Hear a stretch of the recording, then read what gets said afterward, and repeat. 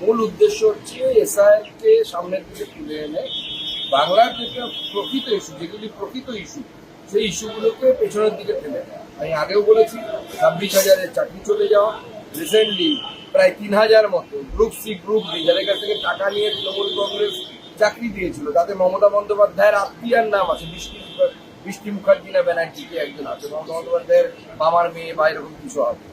এই সমস্ত জিনিস থেকে দৃষ্টি করানোর চাকরি নেই। এফডিআই গোটা ভারতবর্ষে যখন লক্ষ লক্ষ কোটি টাকা হচ্ছে, পশ্চিমবঙ্গের এফডিআই এর পার্সেন্টেজ হচ্ছে 0.61, এবং একের পর এক ধর্ষণ, নারীরা অসুরক্ষিত, এই সমস্ত কিছু থেকে চোখ ঘোরানোর জন্য এসআইআর কে উপরে তোলা হচ্ছে, এসআইআর কে ইস্যু বাড়ানো হচ্ছে। এসআইআর তো নির্বাচন কমিশনের বিষয়, আপত্তি থাকলে কোর্টে যান, সুপ্রিম কোর্টে যান। এসআইআর ঘোষণার পর জাল বার্থ সার্টিফিকেট বিলি হচ্ছে জেলায় জেলায়, এমনটাই অভিযোগ বিজেপির। বিলি করে কিচ্ছু হবে না। ভালো করে হ্যান্ডবুকটা পড়তে দেখুন, পড়ে দেখুন বিএলওদের হ্যান্ডবুকে সব লেখা আছে।